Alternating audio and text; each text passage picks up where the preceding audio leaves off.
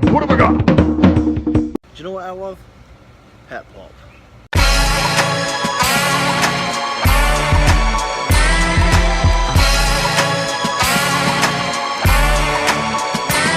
Hey guys and girls, how we all going? Welcome to my first Raptor review. Needless to say, the production skills are still not up and running, so I'm putting a big hold on doing proper game reviews right now. Most game reviews or discussions will be limited to short bursts like my Spyro video. Just quickly, a big massive thank you to all the people who've liked and subscribed me so far. Pretty much everyone a friend that I know, but it means the fucking world. So yeah, please keep supporting me, spreading me around to anyone you know. And today, well, our first ever review will be a music review. The first of what will look to be a weekly instalment. And we've got here A Tribe Called Quest. We've got it from here now. Thank you for the service.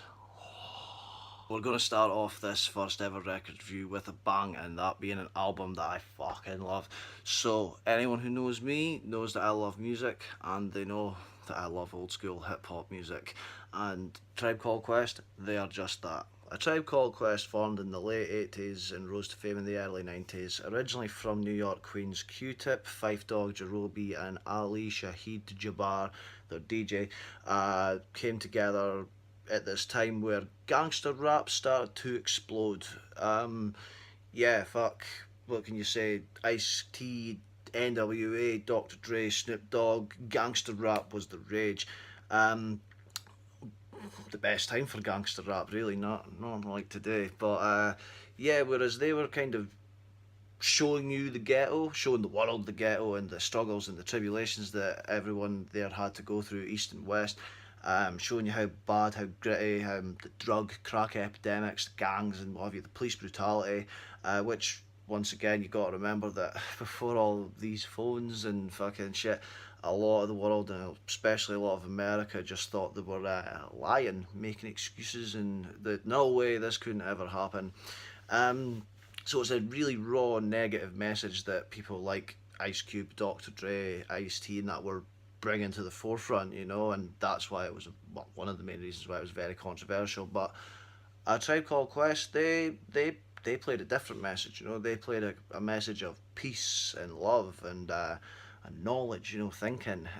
Essentially, not so much here, world, here's what's wrong with the community, here's what's wrong with the ghetto. More, here's what we can do to make it better.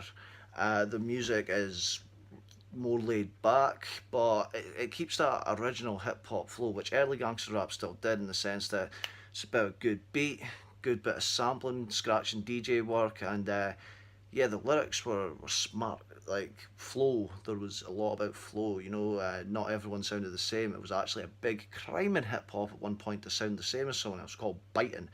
But yeah, nah, the group even formed a collective called Native Souls, which was a massive hip hop collaboration of artists who were all of a similar mindset of that positive beat, positive flow.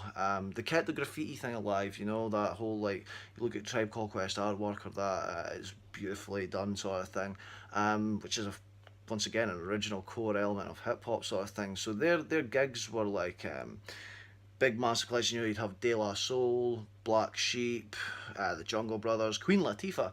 All of these people and more would all get together and just form like massive mini festivals, in a way, if you would. And yeah, it was a good happening thing.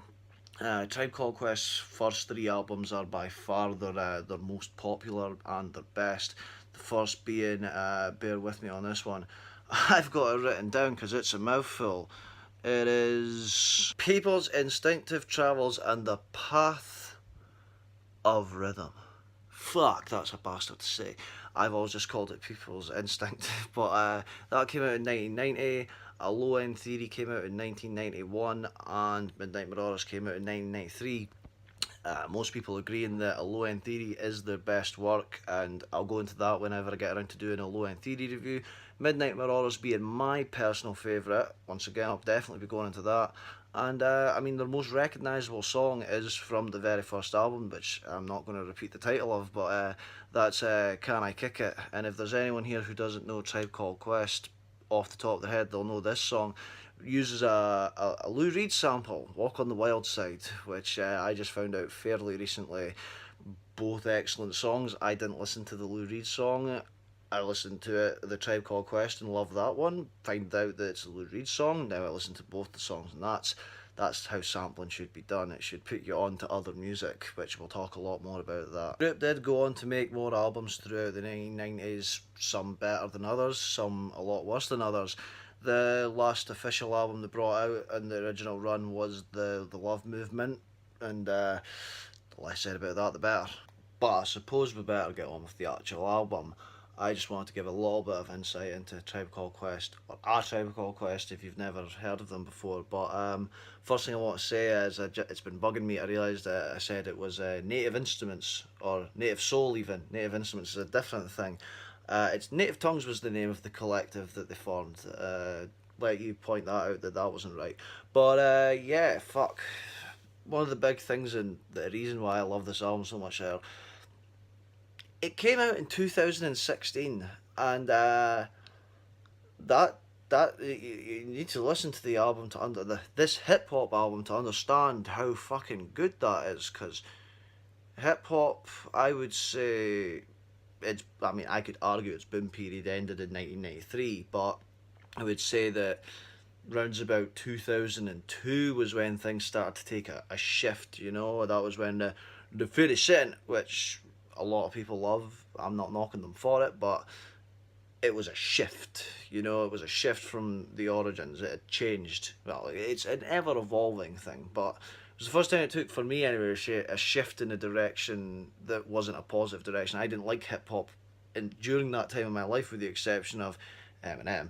But because I thought, in my birthday, it was wasn't really for me at that time. It still kind of isn't. But I mean, even then, like old school people likes of a fucking Ice Cubes or a Snoop Dogg sort of thing. Their albums kind of started more pandering towards the not so much the thought, not so much the look at the knowledge of all this, the situation of the streets and all that. It's more about like, I'm a gangster, I got my gangster gun, I got my gangster bitches. It's still good, but like a lot more of these just kind of lazy metaphors. Like, I'll give a bad example. It's like fucking, I got a big dong like King Kong. I ain't gonna try it, but I mean, you listen to their albums, it still sounds good. I would still say, like, upon enough listening, I could still, like, go, yeah, this is fucking good, but not as good. And I would say maybe they should have left it a little bit, but, because this is them now over 10 years into it, sort of thing, kind of doing the same thing. The classic being Ice Cube sitting there saying, like, fucking, yo, fuck the police, oh, fucking A. And he's like, then he becomes like this pure kids movie actor and shit, But yeah, fucking then it got from bad to worst, obviously. I think things. Kanye West started himself in the 90s, and his earlier albums are much more of a hip hop variety. He kind of started moving things into this hip hop genre. Jay-Z started rapping entirely too much with R&B female singer sort of thing. They kind of got onto that. It all kind of just became a bit mainstream, less controversial, and then fucking we got a Lil Wayne on the scene, who not Jake's cup of tea. Definitely bad. I don't care if some people like it. I'm just gonna say it's bad. It's really bad. And now Lil Wayne's old school, and people are sitting there going, man, I miss old school. I miss Lil Wayne. Lil Wayne was cool. It's like, but yeah, fucking hip hop's now got all this X-Clan with these fucking mumble rap rappers, auto-tuned to fucking. It's just a toxic fucking scene, and it's got nought to do with fucking. To do with that soul, to do with that love, to do with that positivity. And in a time, because it's mass produced and it's been produced by the same people that are fucking screwing the world up. I don't care what you want to say about it. Keep it a thumb. But fuck. These guys came out with this album in 2016, and fuck, 2016 for me is a raw note, because that's when fucking Brexit kicks off. America and the world of raw note, because that's when the fucking Donald fucking came into the office. You know what I mean? It's a bad time. Not a bad time, but you know what I mean? It's what the fuck time. And it's like so much people are using this. It's like, oh well, fuck it, the world's gone to shit, so I'll just be a fucking idiot. And it's like, nah, here we need to be smart. We need to come together. We need to use this media thing, this technology stuff that I'm using to try and get my voice out a little bit, although not as activistically, but yeah, Tribe Called Quest come back and they bring out an album that is fucking thought provoking. It touches on issues that need to be touched upon of the modern sense though, whereas like before they would have been talking about things that are now outdated, which once again fucking you hear in the modern day rap thing. Nowadays there are, so sitting there talking about why the struggle is still going on, why people do need to come together more than ever. And it starts off with the space program. Well, I'll first of all say the first track I heard on it was the second track, We the People. And when I first heard it through, you remember the hip hop dad, that fucking dude who listened to the MOP song in his car with his like little 10-year-old kid and just starts fucking, and he up knocks his cereal out the hand. It was that same guy, it was his reaction to it, and he was bumping along to it, and I didn't dislike it, but I was also a bit like, because the standard and, you know what I mean, modern day, even if an old school group does come back to make a new thing, it's just generally shite or not as good. Like you're like, oh, it's good he's still making music. It's not unlistenable. I'll take a little bit. There was that one song, but yeah, then I eventually got the album. I say I got the album. I have the album now, but I mean, like I originally just Spotified the fucker and started it from start to finish with the space program. Instantly hits it right where it needs to be hit. It starts off with fucking good sample, good fucking melodic sort of themes, sort of, but mixed excellently. You know, it doesn't sound like anything else, and that's the thing about every track on this album. It doesn't sound like anything else. And Space Program ends with one of the most weirdest ways to ever end a song, but as fucked as it sounds, the way that song ends, it then kicks into that very same We the People song, another very politically charged one on the album, and instantly I'm just like, oh, you know, like instantly I fucking love that shit. It just bumps, and every track that comes on from after there sounds 100% its own track, and yeah, fuck, it just keeps on going to like fucking. I mean, I should probably say that Fife Dog, one of the main MCs of the group, fucking one of the most charismatic, he died making the album.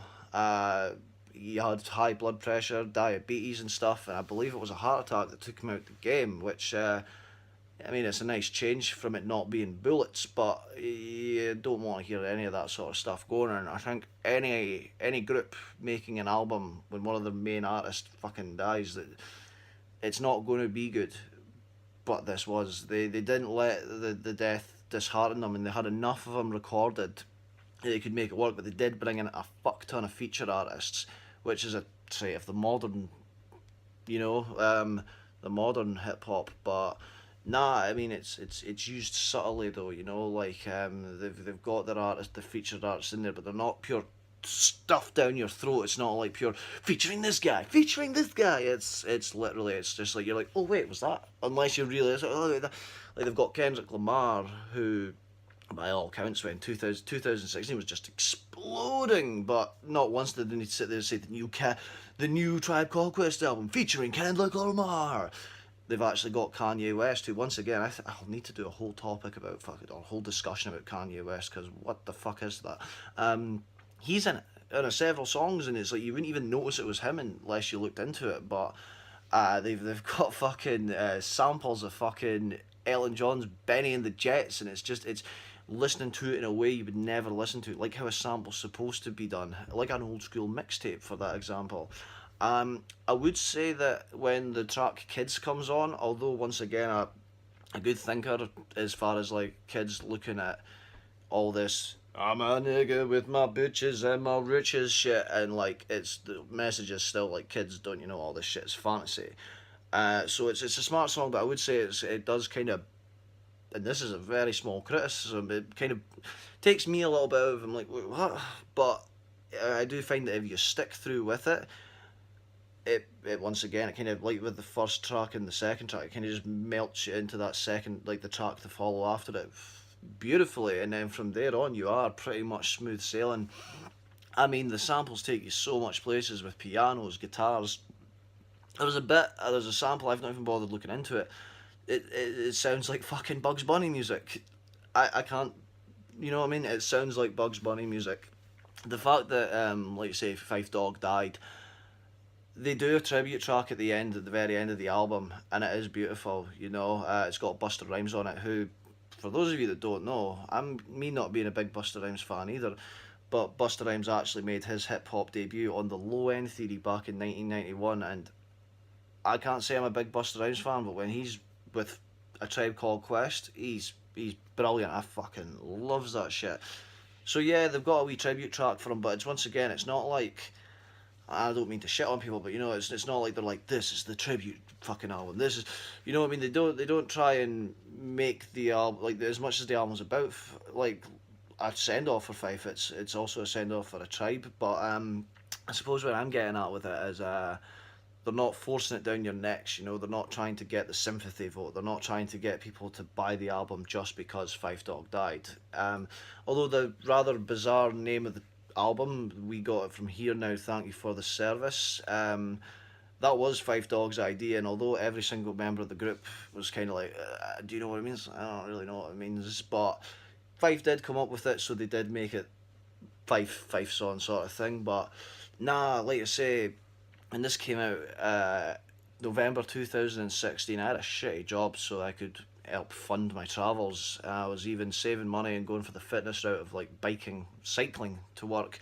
And I would listen to the first half of this album cycling to work every day, and then I would come home listening to the second half, and then once I'd done that, I would go into my room, I would plug it in through the big fucking speaker, I would spark a joint, I would just, with the speaker right at my fucking face, I would just sit and listen to the whole thing from start to finish again. I was obsessed with this album. It hit me like nothing I could have expected, you know, and I think like they're obviously never going to make another Tribe Called Quest album. That was the send off, and it is the best way to send it off.